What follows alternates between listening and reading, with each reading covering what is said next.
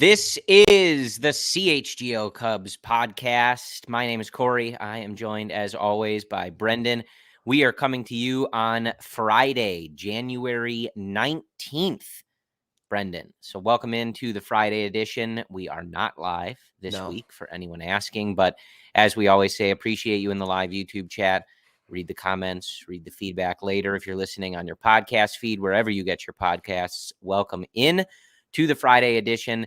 Brendan, CubsCon has come and gone. The excitement of the Shota Imanaga signing, the Michael Busch trade, etc., maybe has worn down a little bit, and now we are back in the muck. Back to being miserable, Corey. Not well, miserable. We're back into reading the Cody Bellinger rumors, the Scott Boras stuff. What about Chapman and this and that? So we're back in that space a little bit. The good news is 27 days from right now, spring training begins. Pitchers and catchers report literally in 27 days. So we have that to look forward to. Yeah, and I was in the studio on Thursday afternoon with our guys Luke, Cody, and Ryan, and brought up that your friend, I haven't had the pleasure of meeting him yet, but and they corrected me on how to pronounce his last name, Rich Beisterfield. You butchered it. That's okay. Just call him Rich. Call him Rich. Rich. Yeah. Friend of the show, Rich. You can find him on Twitter, of course. He's got some great photos of the guys that are already in Mesa. Guys like Matt Shaw. I think I saw Wiggins, the recent draft pick, was there getting some work in. So a lot of guys, surgery, post Tommy John, getting his work absolutely. in. He looks good too. A lot of guys there. So we'll be interesting. Davis, PCA, as some of the players trickle in.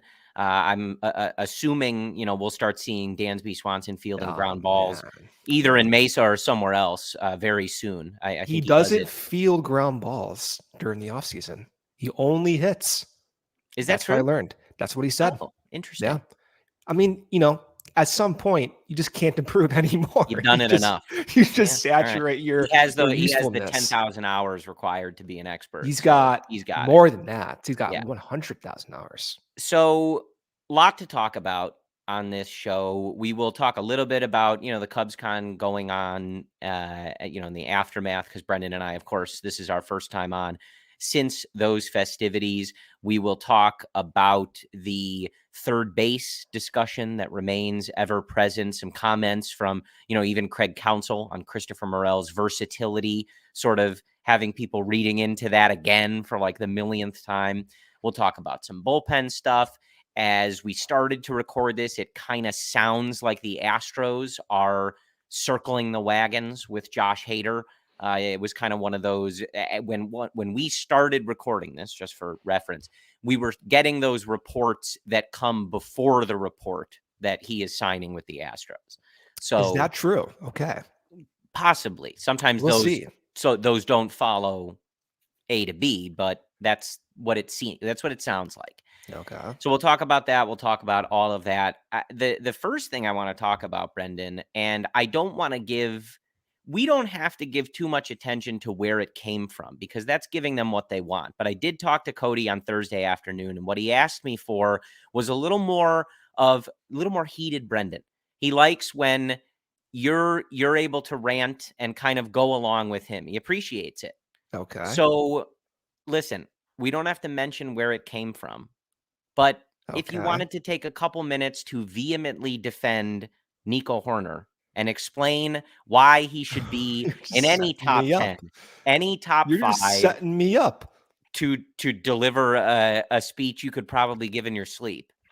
I mean, it's absolute bullshit, number one.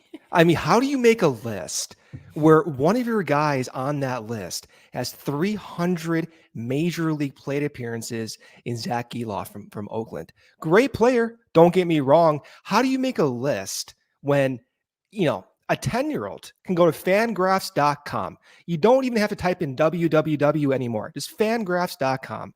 You go to the leaderboard. You sort by second baseman. You click on the WAR on the top right. Number 1, Nico Hoerner. Not number 2, not number 3, not number 4, not even number 10. Number 1, Nico Hoerner. How do you, and then you leave off Ozzie Albies? That's a slap in the face. The only explanation I have for why Nico Hoerner was left off that list is because of Dansby Swanson. Because Ozzie Albies was his second base double play partner too. And the only explanation is you can't have Wilson users on that list. The MLB Network will not give credit to a second baseman playing with Dansby Swanson. That's right. You have to spread out your Rawlings users to meet your quota that Major League Baseball has with Rawlings.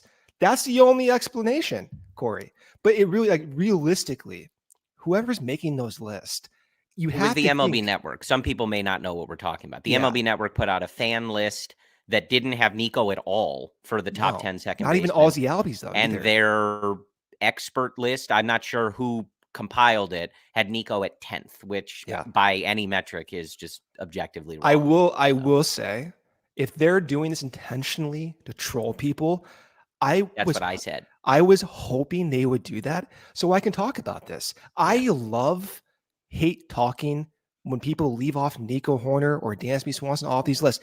It gives me energy. So I'm happy they did that. And I think it was on Twitter that a friend of the program, Brett Taylor on the Bleacher Nation account, in response to all the conversation that came from those lists, was like, look, if one thing, it's reminding all of us of just how good Nico Hoerner is, because everybody's coming out and explaining, no, Nico, what are you, crazy? He does this, he does this, he does this. It's like, really good ball player. Like, you didn't need Brendan and I to tell you that, but he's a really good ball player. We are forgetting what it means to be a good Major League Baseball player.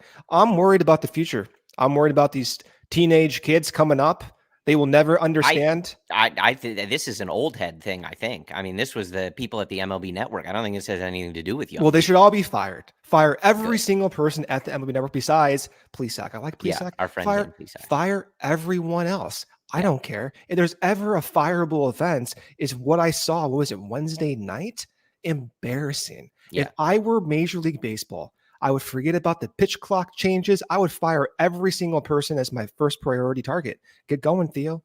That's what I would say. Really, what needs to happen is Wilson should be paying you. Like, that's the thing. You're the most outspoken Wilson Athletics person I think I know.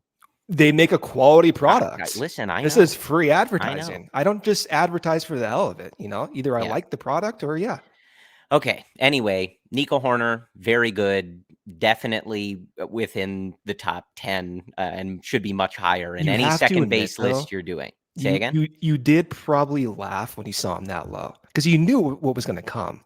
Like, you knew this would happen, the response you would get. Well, I mean, from you too, but like, it is one of those things. I think sometimes you and I get lost in our bits a little bit. I also love Nico Hoerner. He plays on the Cubs. About?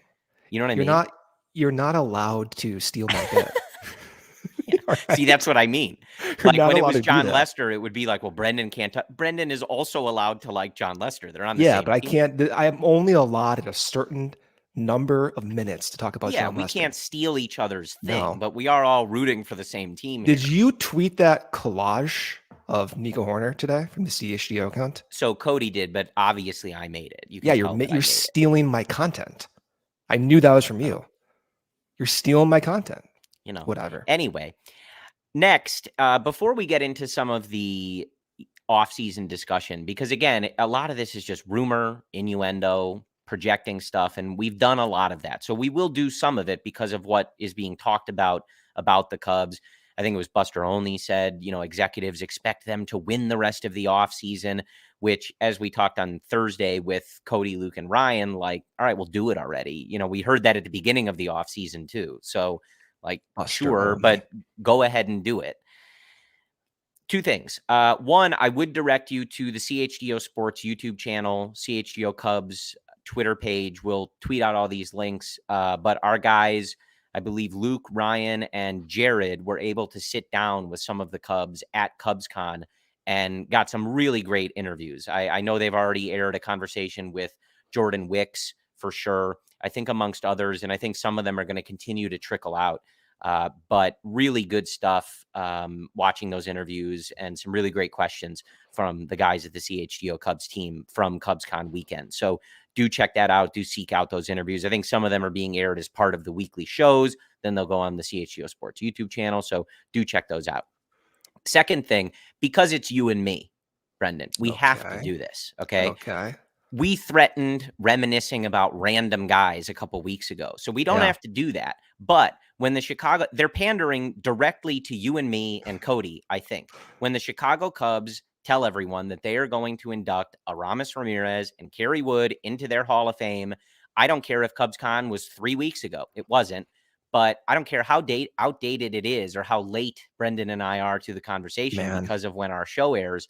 But we are talking about Aramis Ramirez and Kerry Wood because they deserve to constantly be talked about, Brendan. We talked about Aramis Ramirez for years, how we were hoping the Cubs would give him his due time, well-deserved time, and they never did. I personally thought it was offensive when they just gave him the Wrigley number, and that was it. Well, I mean, you never know, like, where he's living and all this other stuff, but yeah. I don't care. We got Zoom. You and I are talking across the country right now. Sure. Zoom him in. I don't know. But it was emotional to see Aramis come up there. You have, his son, Kerry Wood's son, given that video narrative. Pretty cool. But just the numbers from Aramis, especially when you compare it to what you see today, crazy. We're talking about in 2004, his first full year with the Cubs, 398 WOBA, following year 392, 381, 386, 386, 393. I mean, what more could you possibly want from a corner infielder, a third baseman? And one of my favorite memories about Aramis, among several walk-off hits, home runs, clutch hits, when he came back from dislocating his shoulder, you knew he was not right. He was swinging with 2 arms on the follow-through, and he was getting so much flack for years about being lazy or being not into it. And here's your cornerstone slugger every year being consistent, coming back, playing through injury, and slugging, hitting home. He hit 1 home run in Washington with a 2-hand follow-through, which he never did. And at that moment, I'm like, oh, this guy's crazy. He's a team player. He wants to win. He doesn't come off as being the showboat, over-the-top guy. He just plays baseball and is a consistent run producer. He is more than deserving of this Hall of Fame induction, and I hope they keep him around for other festivities in years to come. Yeah, absolutely. I think, Kerry Wood, we've talked about plenty, and I think he gets his just due from the Cubs and baseball in general. But Ramirez is one of those that, you and I have talked for a long time about him and Derek Lee in particular, like really wanting them to get their flowers. And I can't speak for different generations of the fan base, but I know for people like you and I who are around a similar age and who were teenagers in 2003 and stuff like that, like these guys mean the world. Of course, like everybody wants Sammy back and stuff like that. But Aramis Ramirez, Derek Lee, like those were the dudes. I have a story about you with Derek Lee. So we were in Dodger Stadium 2017, I believe. I think it may have been a Cubs game. NLCS? No, it was a regular season game. Oh, okay. It may have been the World Baseball Classic too. I forget. And Derek Lee is sitting kind of behind home plate. Oh, with Nomar. Yeah. And we're like, pre-game. And you just stop cold in your thought process. I could see it in your face. And you just stop and go, that's Derek Lee. It was as if You were seeing the Messiah himself come back down. Like the glow from your face Yeah. was phenomenal. I always remember that. Well, and and this is like a random thing, but like I had the opportunity when they played in Vegas, I think ahead of the '07 season, '08 Yeah. season. It was around that time because I remember certain guys that it was around for '08. spring training, right? Yeah. Yeah. I remember, having the opportunity to like go on the field and just like, get some autographs, like wait, behind the rope or whatever with some other people and get some autographs. And just like the quickest anecdote, like speaking to Kerry Wood and Derek Lee, I don't recall if I don't think I met Aramis Ramirez. But speaking to the two of them, just even briefly, as nice as can Oh, possibly man. be, just exactly as a kid at the time, like exactly the interaction that you would want with these people who you just like absolutely idolize and can't believe that you're meeting. Yeah. Derek Lee is not in this Cubs Hall of Fame yet. I would hope He that will someday be. he Yeah. will be, but I'm very happy for Aramis Ramirez. And of course, him and Len Casper, like forever tied together in Cubs lore with the Brewers walk off. Like, I just think like one of the most iconic Cubs plays of the last several decades. So certain things come up all the time. The walk off against the White Sox. Like he obviously has some like key moments that everybody sees all the time. It's an obvious moment, but I think so much about the grand slam that he hits in Miami to put the Cubs up 3-1 early in that A game. moonshot too. Moonshot. Isn't that off Dontrell too? Maybe. I I forget who think it it was off, is. actually. I'll have to look I'll this look it up up. while I'm talking. Yeah. But Multitasker over there.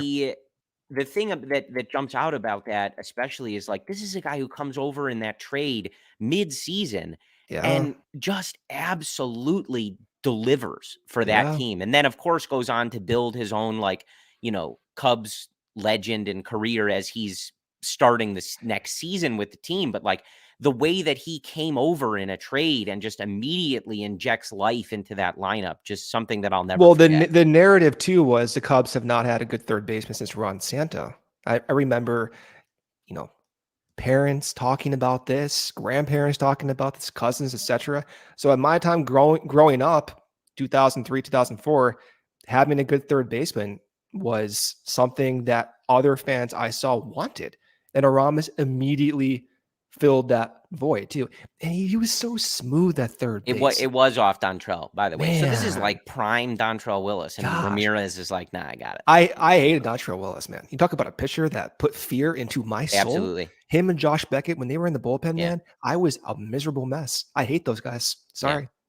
They seem nice, but I think as a kid, Dontrell was that first experience I had, and maybe Roger Clemens, because it was around that was a few years later, I think. But like Dontrell was that first one where, as a young baseball fan, I scared the hell remember out of me. if he was on the other side for the probable pitcher that night, that was my first experience with like, oh, if the Marlins score a single run, this game is You're over. screwed. That Yeah. kind of like attitude. Yeah. Yeah. I was almost getting, I swear to God, this thought came to me when I was watching the World Series in 2016. In game 5, I know, wish they, Who won? I know we always forget about this, that the Cubs won. Let me put that preface in there. Okay. The Cubs won that World Series in game 5 before Bauer surrendered that home run to Chris Bryant. When they were showing the Cleveland bullpen, the thought came to me, Yeah. oh my Andrew God. Miller. Yeah. Yeah. This like, oh my God, this reminds me of Josh Beckett, Dontrell Willis, 2003. Yeah. It put me right into my 10-year-old miserable self that moment.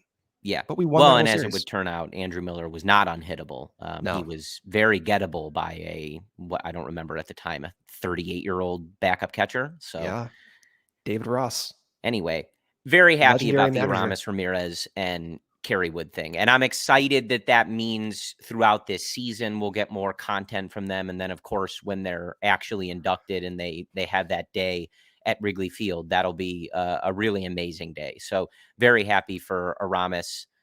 Kerry, of course, but Kerry is so much a part of the Chicago Cubs and Cubs culture. So sort of a foregone conclusion. I think Aramis getting his flowers like this is something that has happened less than you would think Derek Kerry Lee's Wood. next, Eric Lee, maybe Carlos Zambrano, perhaps. Put Pryor Those in two there when guys. the Dodgers come to town. Man, don't do that to me, man. You're going to put me in a sad mood. Yeah. Put Sammy Well, Sosa in there. How about that?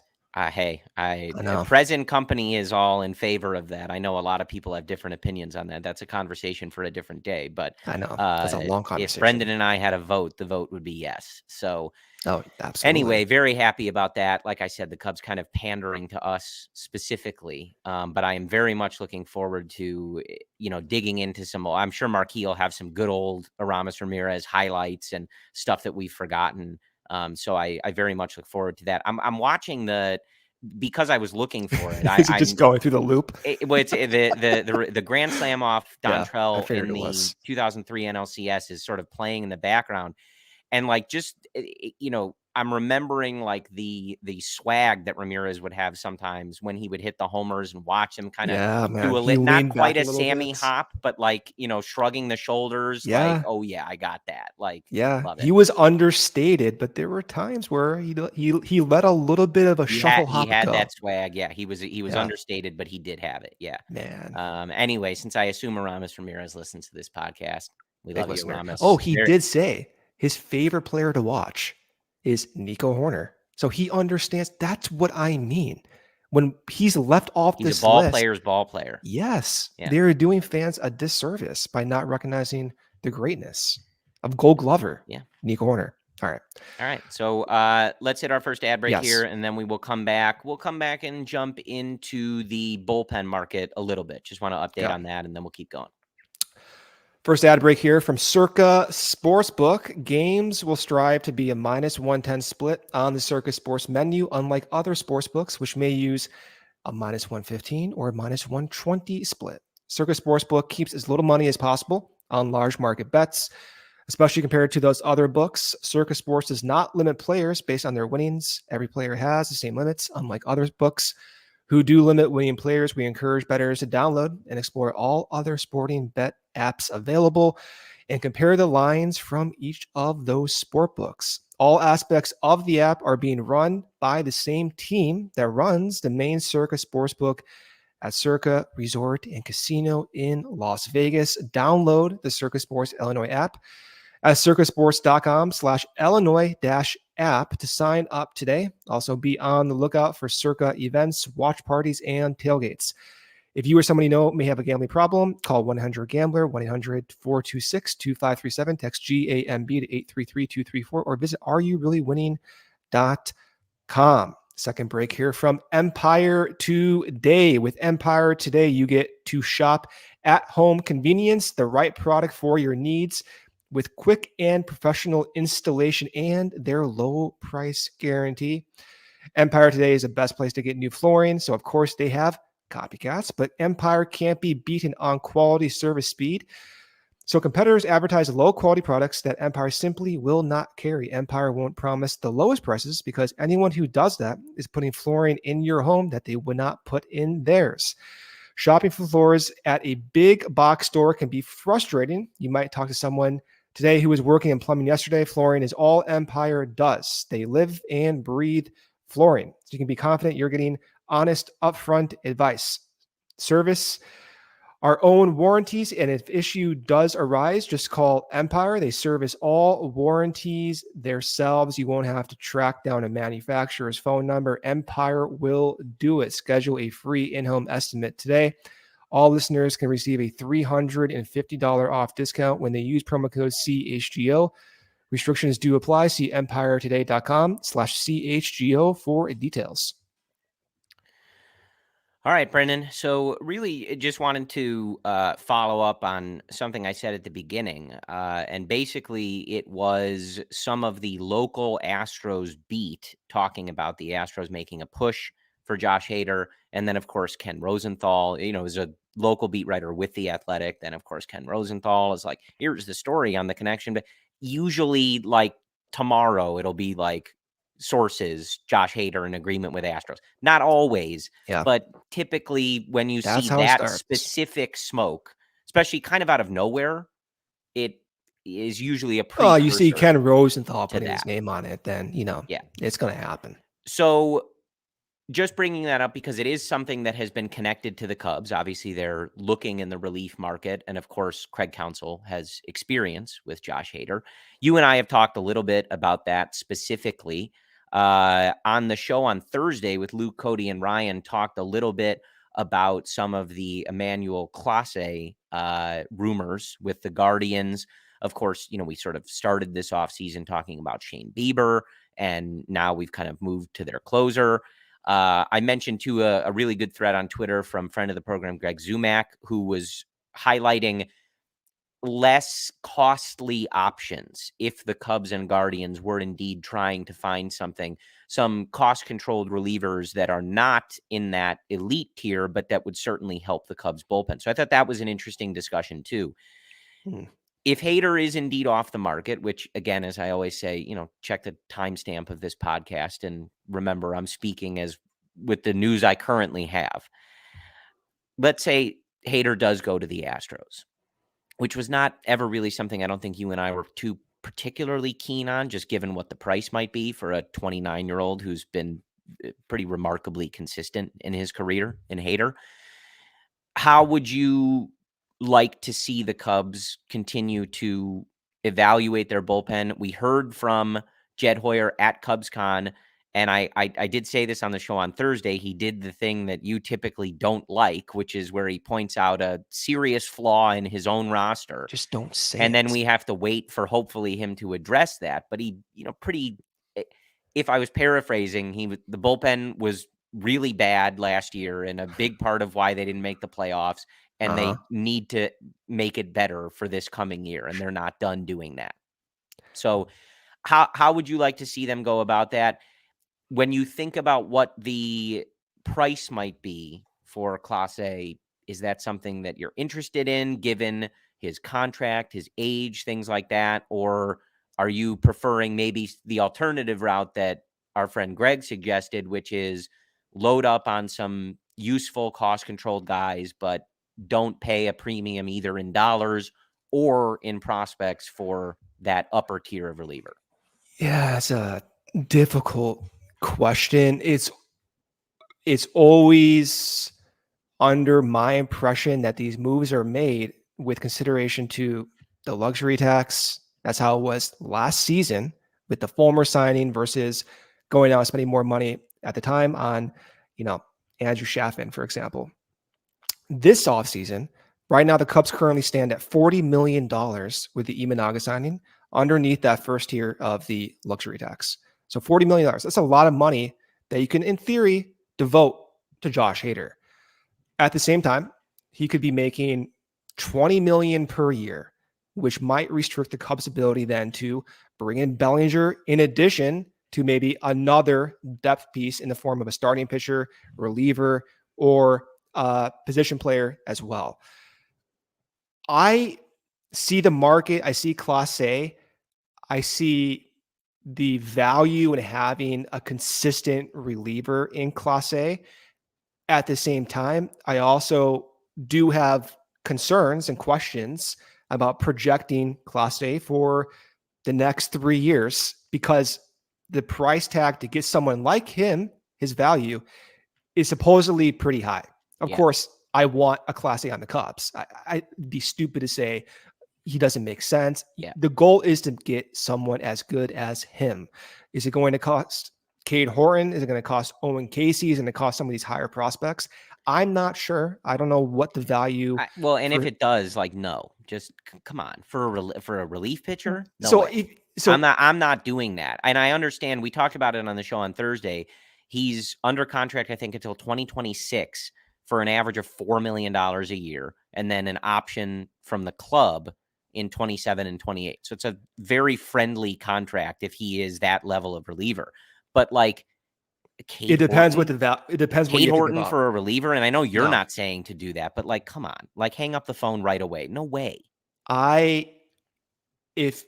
When I talk about Clase, if it's going to be, Cade Horton, it's going to be those top echelon type prospects. No. The main reason. Sorry. Let's talk about Clase though. So why is that the case? So he has a track record of consistent success. 70 innings in 2021, 73 2022, 73 last year. ERA in those 3 seasons, 1.3, 1.4, and then it went down, or rather up, last season to 3.2. We have talked, and this is my fan preference. You and I have talked. I want closers that get whiffs. One of the reasons why you and I like Alzolay, but are still somewhat questionable about his long-term role is principally because he does not get whiffs. Clase has a worse whiff rate than Adber Alzolay. Last season, it was 25%. That's about league average for a major league pitcher. Now, if you look at closers specifically, I don't know what the actual average is. I would project below average. And if that's going to cost me a top tier prospect, no, thank you. No thanks. Yeah. Not at all. Not even thinking about it. And I'm not even seriously considering that to be a potential guy. Even if we were talking about someone who had a higher whiff rate, like even just on principle, like I just don't believe in trading. I don't believe in trading a top tier prospect as a starting pitcher or a position player for a relief pitcher. I just don't. I think the only time I would do that is when the Cubs did it before, which is like when at the trade deadline in 2016, and they did end up going on to win the World Series. World Series, correct? Yes. Yeah.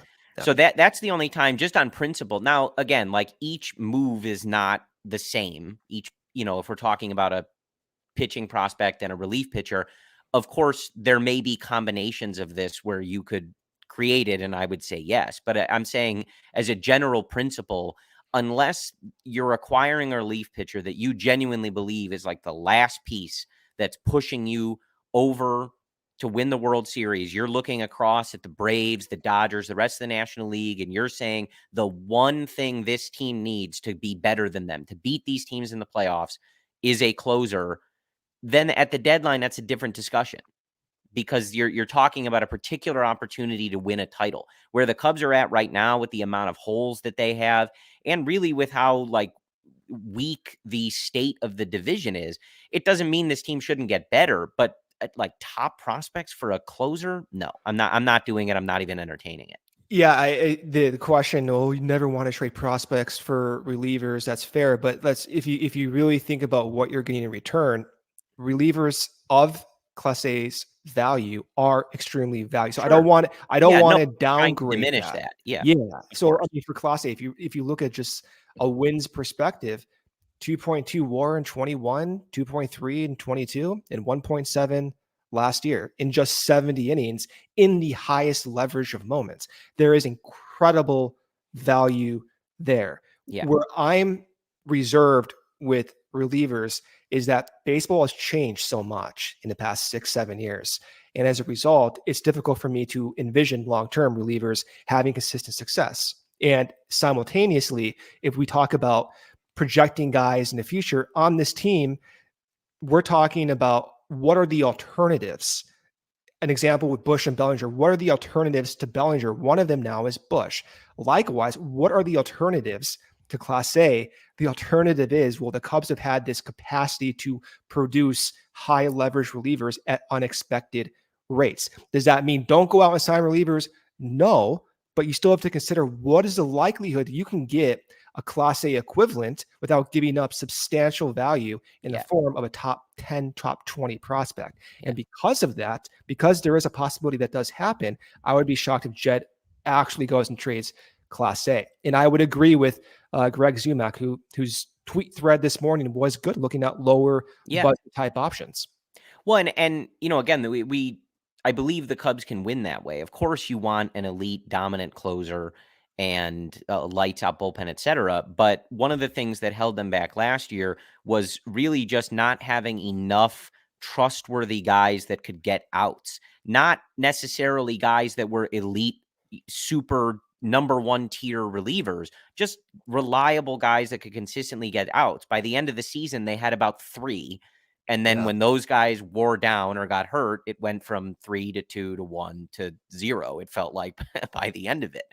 So I think I think the options, like Greg was pointing out, it's like, if you can build that stable to 5, 6, 7, and again, hopefully you're having some experience from guys like Luke Little, Jose Cuas, Almonte, who they just got from the Dodgers, and any number of the guys that have already been in the Cubs system and part of their pen.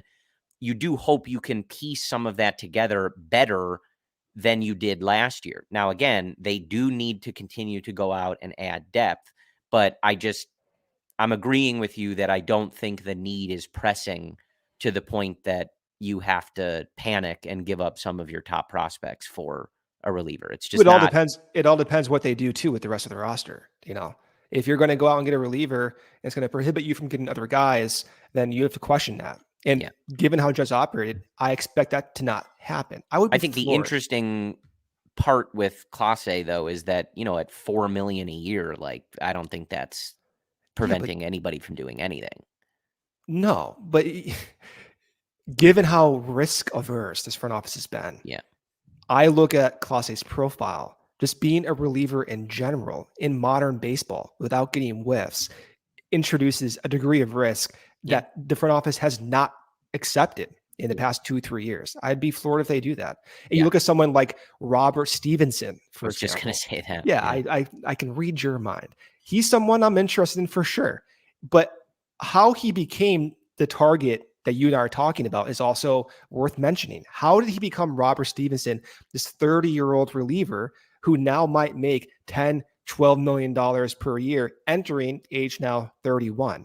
He's someone who came over and had a K per 9 of under 9 batters in 2022 with an ERA of 5.5.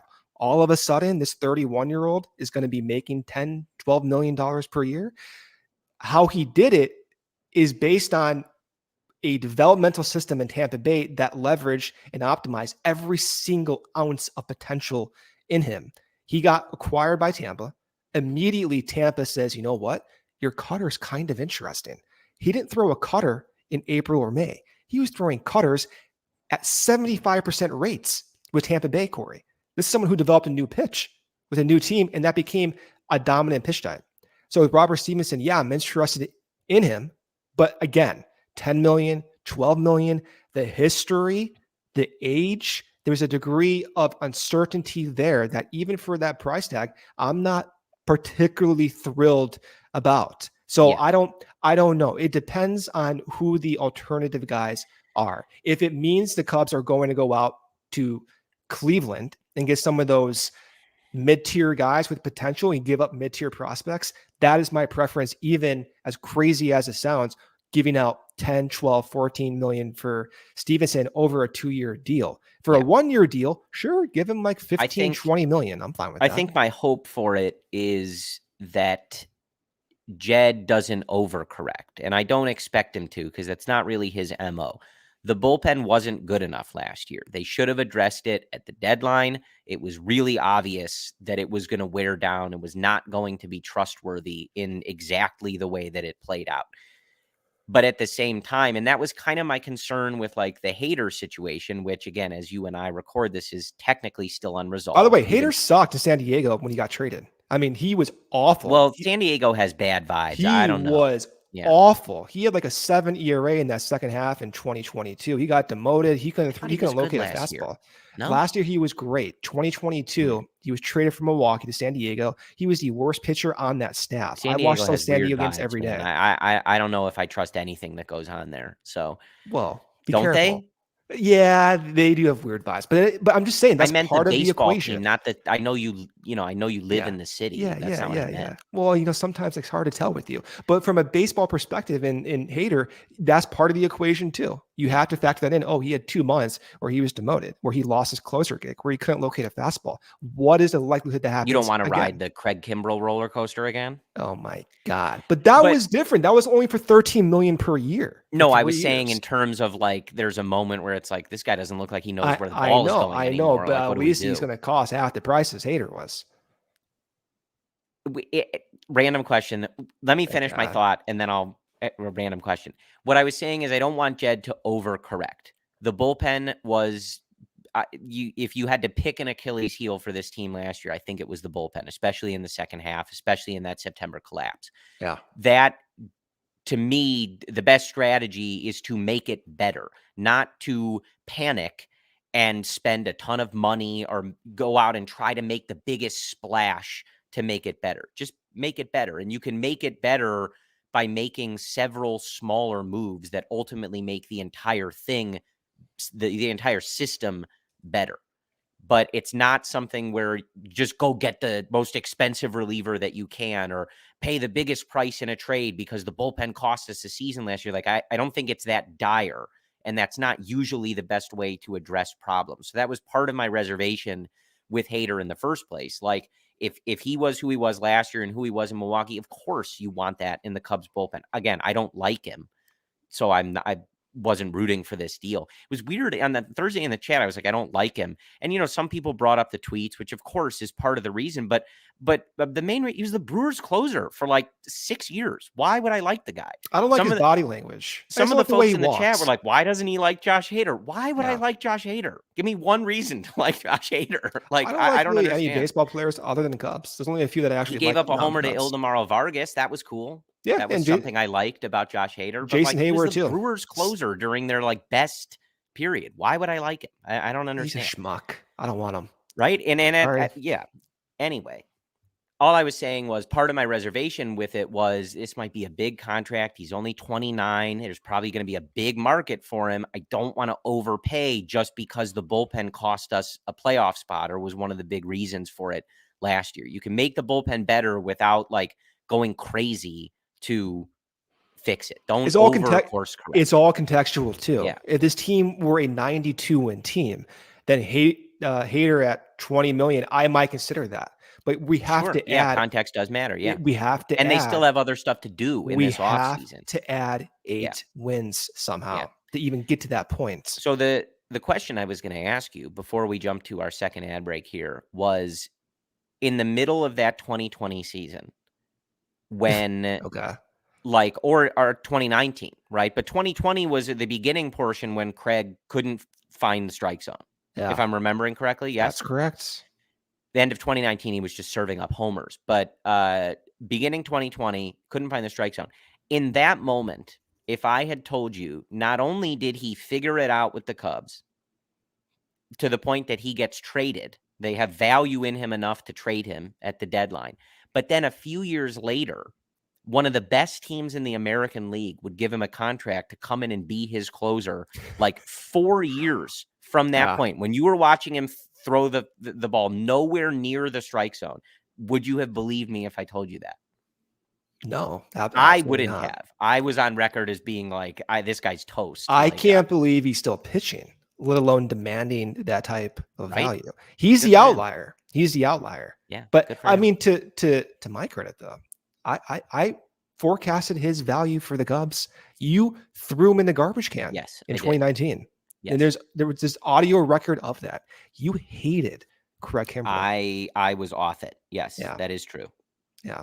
Yeah. It's crazy though. That's the volatility of relievers. That's the thing. Yeah. No, that's true. So. All right. Let's do the second ad break here. We'll come back around, finish up some discussion on third baseman.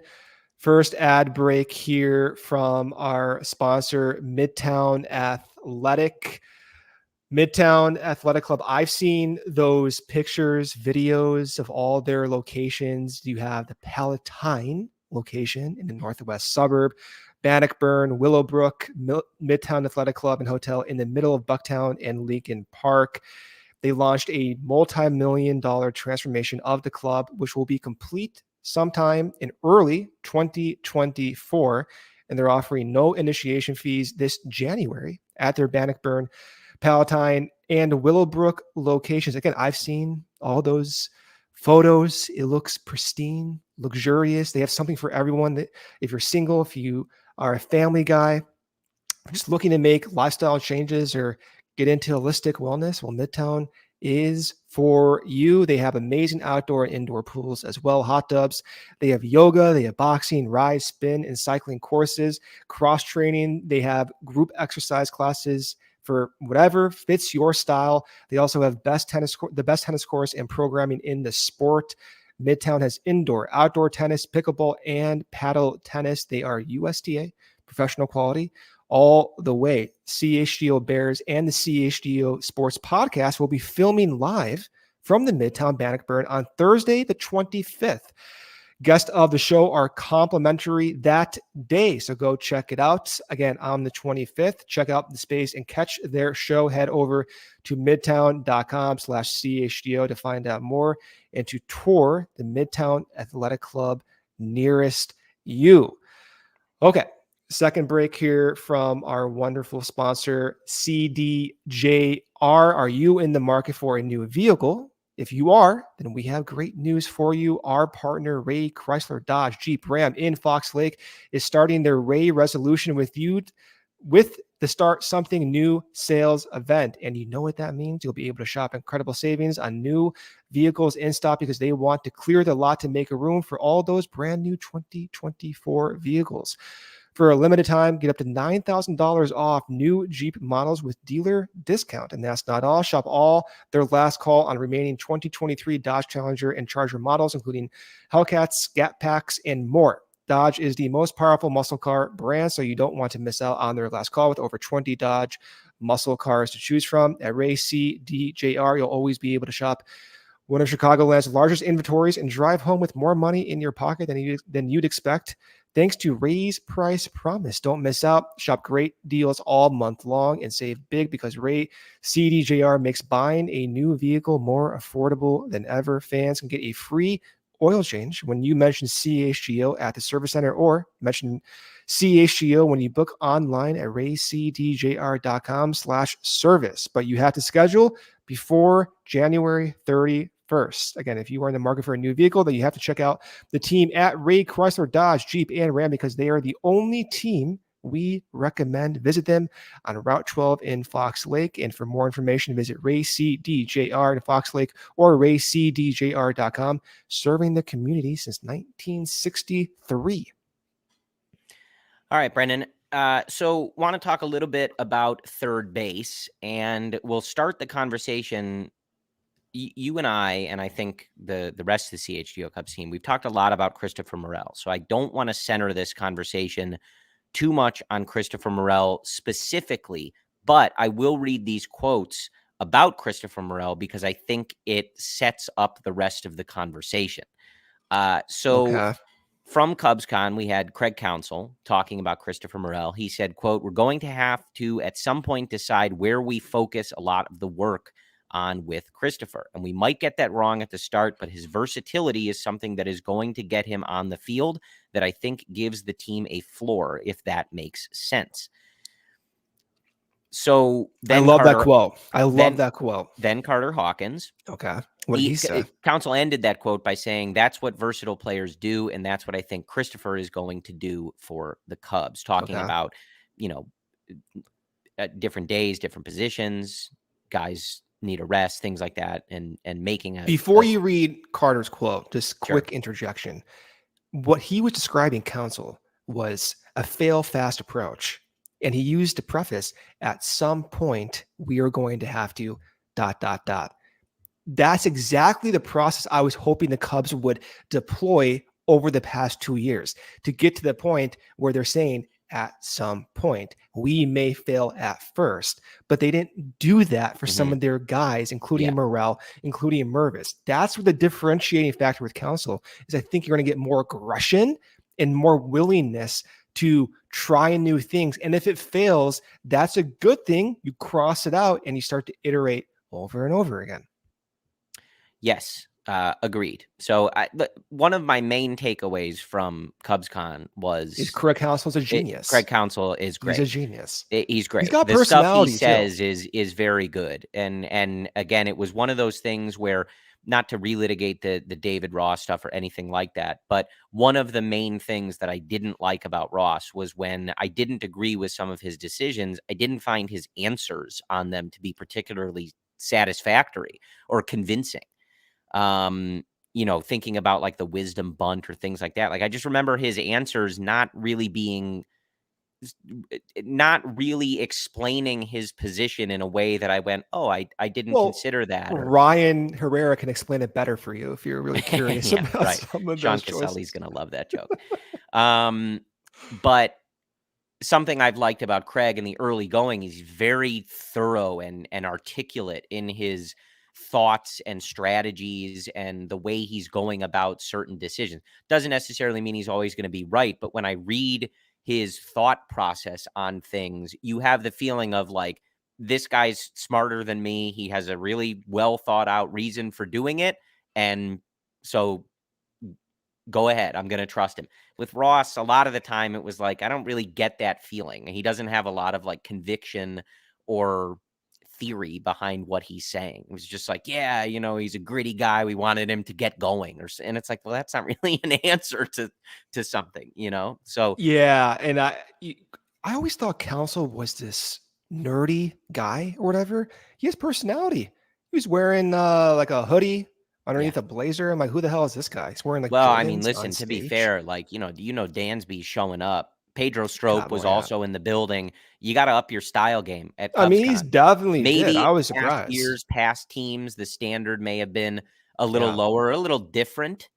I Yeah. think, during the Lester, Travis Wood, John Lackey years, maybe some camo shorts, or I know Travis would like to wear that denim vest Or you and then know what? take it Just off. no shirt either. No, that's That what I'm could, saying. He would yeah, start in the denim vest, but then it would come off yeah, eventually. naturally. But now you've got Dansby, Ian Happ has modeled for some clothes. Like, you got to kind of step your game up a I little mean, bit. I will say though, Fashion the part. whole like hoodie underneath the blazer is not my thing. I don't think I could rock it like Counsell can. I think But you could pull it off. yeah, but I don't feel like it The fits chat's me. going to say you have the hair to pull it off. But Well, I getting appreciate that. back to Morel and getting into the third base conversation, Carter Hawkins, discussing Morel, said, quote, I mean, you could put all our chips in one spot, or we can put half our chips in one and the other. I don't know that one is a better answer or not. Our decision right now is to play him at multiple places, and to the extent we feel like there's better odds in one, we'll continue to put more chips there. But it's just the strategic plan we have at this moment. One, I love, because I do this sometimes, like he started comparing it to like chips and cards, and he couldn't get off it for the entire quote. He's The a whole big thing blackjack becomes guy. about chips because he started it that way. I do love that. I respect that. But one, I would caution, and this is similar to other things. You have to remember that they are speaking with the roster that they currently have. If they were going to sign a third baseman, Carter Hawkins is not going to say that. So when he's talking about, well, right now we're thinking of playing him in multiple places, that can always change because they can change the roster. They're speaking about right now. And I remember that too. It happened with Bush and talking about him playing at first base. As I remember, I think it was Sahadev Sharma from The Athletic said that that's the plan for him right now, is to play first base.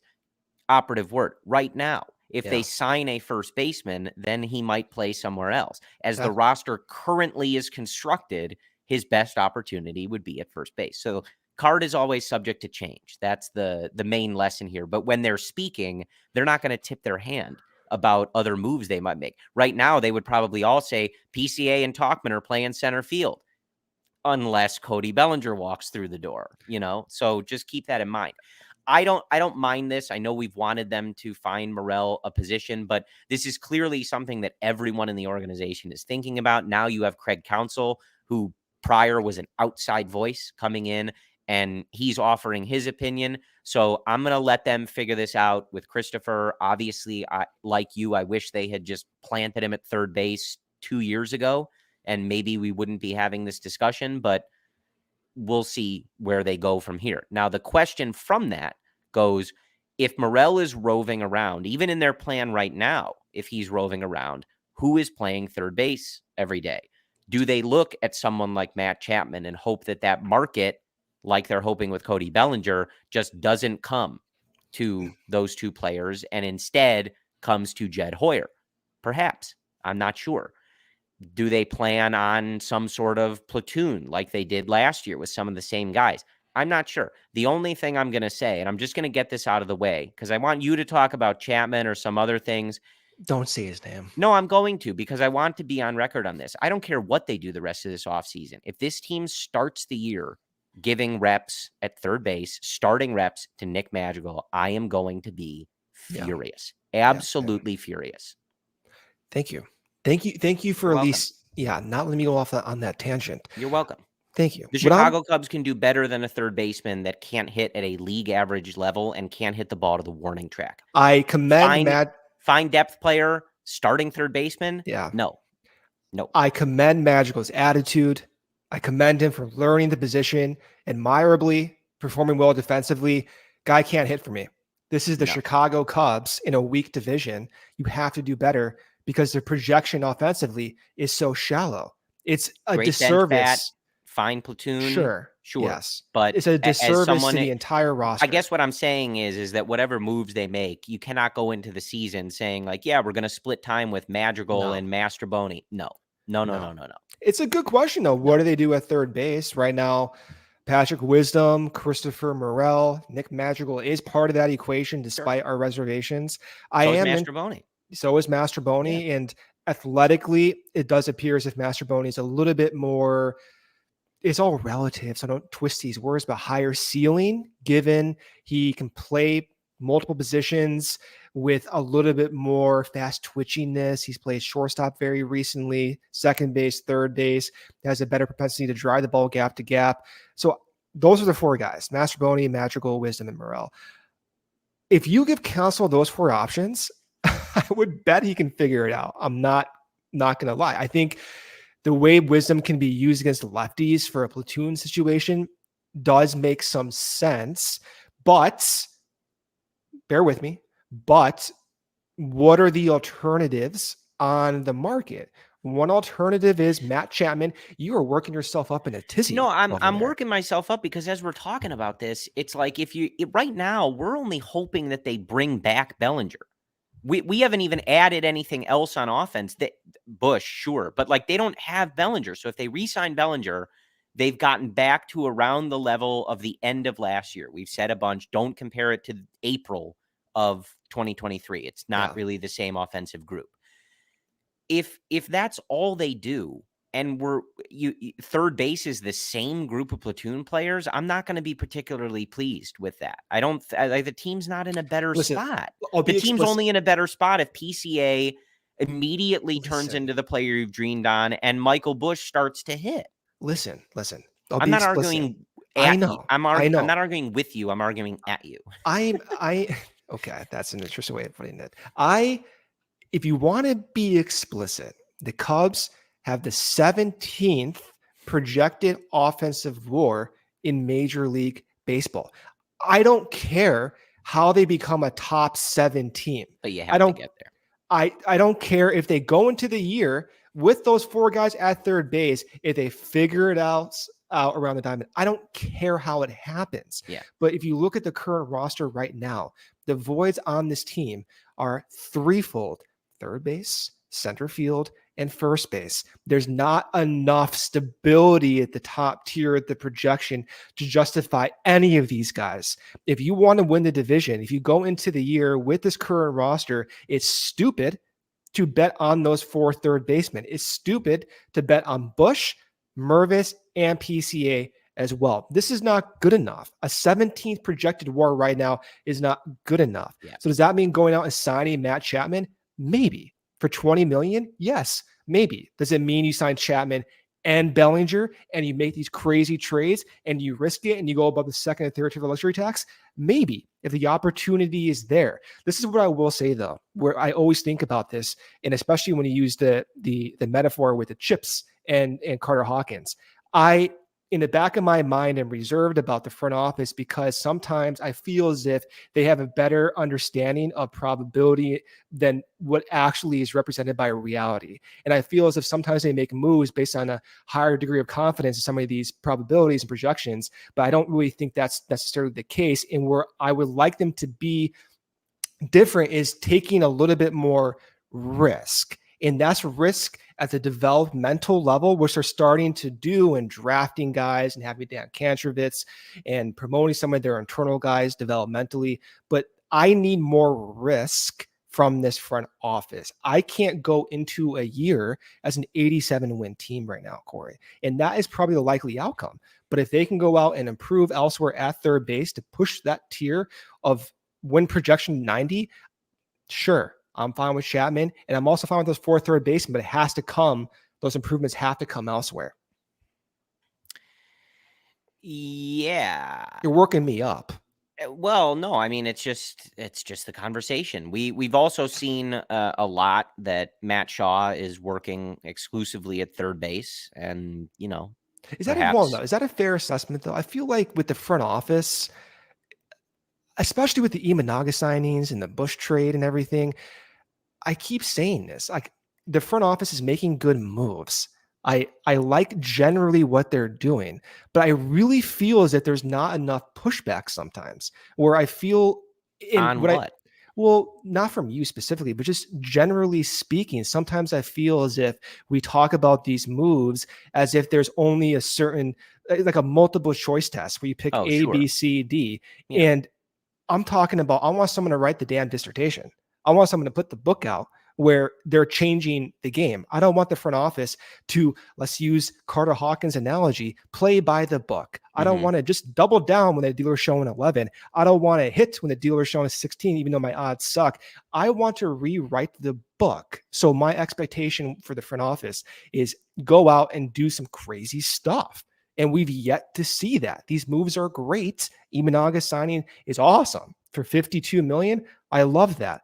But I'm sick of having these conversations. That's why I'm getting myself worked up over this. I don't want to talk about probabilities and putting your chips in. I don't want to talk about that at all. I want it to be obvious.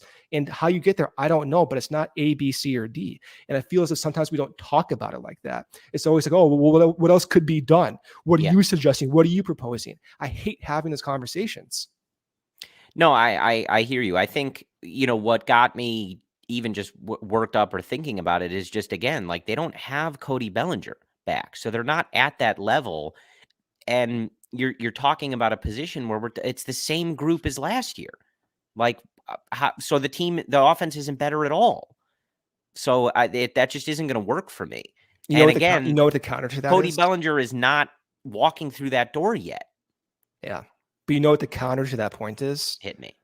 Well, if you bring back the same team as last year, they were statistically speaking a 91 win team by the Pythag record, right? And that is an argument that people genuinely believe and could be a direction forward for the remainder of the offseason. Listen, that's a fine attitude. I've said this before. It is a fine attitude if you are the Minnesota Twins. But when you're the Chicago Cubs and you haven't made the playoffs since 2020 and you haven't won a playoff game since 2017, that's not good enough for me. And again, that's ignoring so many variables that you would need to continue from last year. Now, of course, things can also go the positive direction. Things can get better. Players can get better. New players can arise and make their name and things like that. But, again, the caution, even with the current group, right? Like, is Mike Tauchman doing that again? You betting on that? And I'm not saying you. Are you betting on if you're fine running it back to a degree with the group from that ended 2023? Is Mike Tauchman leading off and playing that well? Again, you sure about that? Is Yan Gomes at, 36? He's going to keep that up. He's going to get all those game-winning hits. He's going to stay healthy and fresh and play that way on offense. You're betting on that? You sure?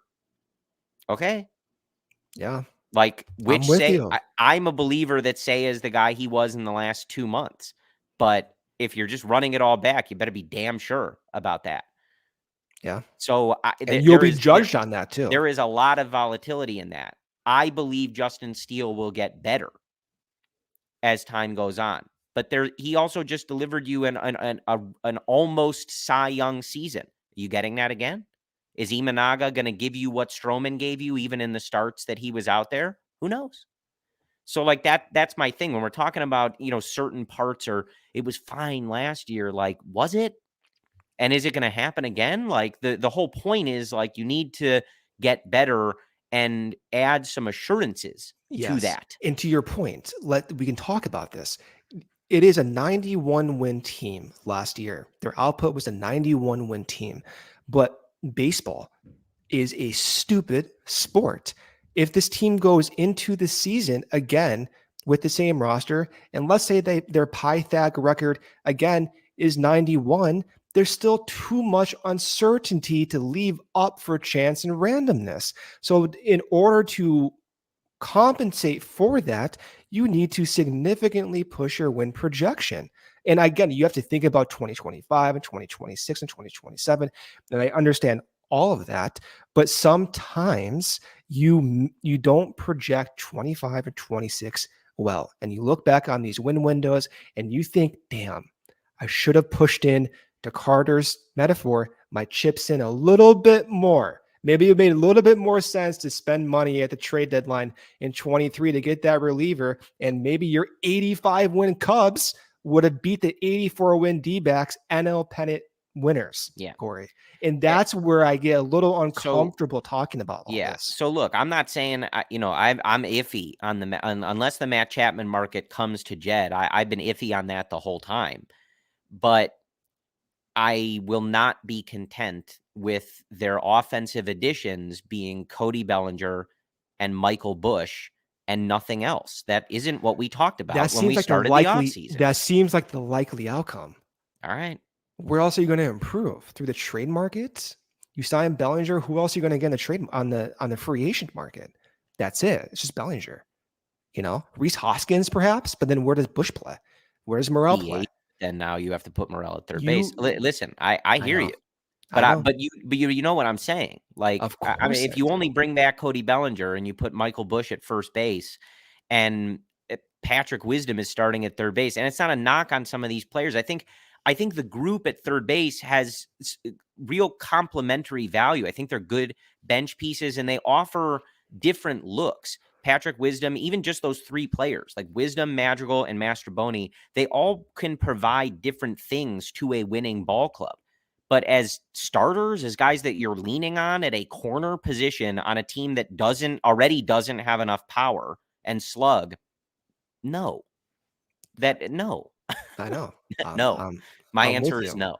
And I'm not the one that gets paid millions of dollars to find a better answer. So this is how stupid call Jed or Carter if you want an answer. This is how stupid I am. If I entered the offseason and you told me that the Cubs would sign Bellinger and Rhys Hoskins and Imanaga in late October, I would have said, that's not enough. I'm not satisfied. We're sitting here end of January, Rhys Hoskins, Bellinger, Imanaga. We're like, oh, that's a good offseason. Yeah, I hear you. Right? Wow. See how our expectations change significantly, right? But I'm not wavering on that part. I'm not going to waver on. I'll give them some wiggle room. But I'm not wavering on that hypothetical offense isn't good enough. No, it's not. My expectation going into 24 was 92 to 95 wins. That is a stupid expectation to have. Likely not going to meet that expectation, but that was my expectation. And it appears that the front office doesn't think it's possible to get to that route. Therefore, let's look at 25. Let's soft push to 24. Let's see how the next 5 years work with our high volume of prospects. And maybe one of them probabilistically works out. That's the direction they're likely going to go on, unless some weird market scenario happens where a good player falls in their lap. But that is going to be a likely outcome, I feel. We shall see. All right, let's finish off this last ad break here from our sponsors, Corey. ComEd. It's getting easier for businesses to switch to electric vehicles. That's something we all can get behind for the health of the planet and for the well-being of all of us who share it. That is right, Brendan. The electric grid is evolving to meet your cleaner energy needs as we all move with confidence toward an electric tomorrow. Whether you have one delivery van or a whole fleet of shipping trucks, ComEd can help guide you to make the changes that make sense. So what should business owners do? Go to comed.com/clean to learn more about the resources, fleet rebates, and infrastructure incentives available to help businesses go electric. If you own a business, don't wait. Start making your plan today to switch to electric vehicles. Good for business, good for the planet, good for all of us. Go to comed.com/clean. Did you say comed.com/clean? That is right, Brendan. Go now and see how going electric connects us to a better way of doing business and a better future for generations to come. All right. All right. So, coming out of our last ad break here, it's going to be interesting. So, one of the things I was saying on the show with the guys was that Ed said at CubsCon that the Cubs offseason is in the 4th or 5th inning. And my response was, well, that better be true. That's it. So obviously, in terms of time left before pitchers and catchers report, and ultimately, we're creeping up on the 2-month mark out of the Cubs and Rangers opening up the season down in Texas. And we'll see. There's a lot of stuff still to address. So we will see how the Cubs go about that. Again, the only thing I'm really expecting at this point is the bullpen stuff for sure, because Jed was pretty pointed about saying that it wasn't good enough. Well, I expect a bat too. I mean, I think they will improve the offense. They can't. Yeah, I just don't know how. So, and it's the same thing. Like, we may be waiting on that. I think if you're Jed and you're waiting for the market to come to you on a couple of players, that can take a while, because typically agents and players are not going to accept that until they truly have to. So we may be waiting on that for a little bit, but we'll continue to debate this stuff. And, we're going to continue to see guys trickling into Mesa. So eventually we're going to start seeing Christopher Morel there. We'll be able to see where he's playing, what he's working on, things like that. And maybe that'll answer some of these questions, or maybe it'll just create more. But it's, I feel better than I did 2 months ago, I guess, even if only slightly. I mean, sure, I guess. If you told me this was a situation 2 months ago, I would not feel good right now. I would not. Yeah. I would not feel good whatsoever. I understand the process. If Jed can get these guys on cheaper deals and you have to wait out the market, good for him. Just has to work. I'll judge it in the middle of March, but it has to work. Just has to work. I don't care how you do it. I will complain about it. I will complain about how there's no deadlines in the offseason.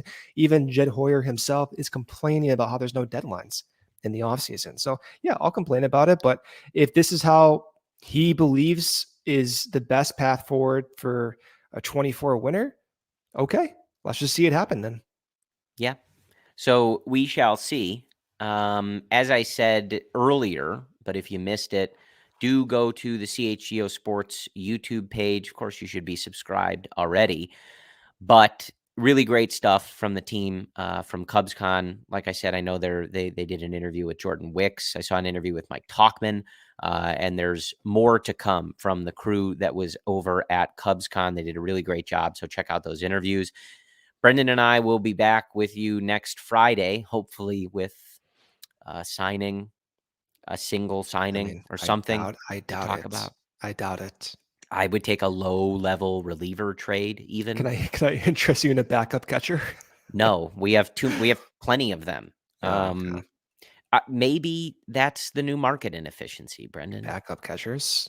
Yes. I mean, they had quite a few in 2016. Yeah. Do we have Mookie Betts? No. Do we have Shohei Ohtani? No. Aaron Judge? No. But you know what we do have? 8,000 catchers. Alfaro. Yeesh. Is it Alfaro? Yes. Yeah. Anyway. Hey, he's not on the major league team yet. You don't have to, figure out. That was intentional. Yeah. I don't know. Yeah. Sometimes I can't pick up on your sarcasm. Yeah. I think it was easier when you and I couldn't see each other. I think that's the problem. Yeah, maybe. But we will be back with you next Friday. Of course, tune in throughout the week, Monday through Friday. The CHGO Cubs team has you covered with live shows. We will hop on if there is breaking news. I believe we've only gotten to do 2 of those shows this offseason. One was for Craig Counsell and the other for Shota Imanaga. But the CHGO Cubs team was live, I believe, within 5 to 10 minutes. I was on the show. Yes, of both of those things being announced. So I had the camera up my nose basically on that show. You were willing to do what it took to get the pitch lab data. I will do what is necessary. Yeah. at all cost. So if the Cubs do have breaking news, a big signing, a big trade, etc., and you are looking for immediate content and discussion, look no further than the CHGO Sports YouTube page and the CHGO Cubs podcast. So we will talk to you next Friday. Appreciate you guys tuning in.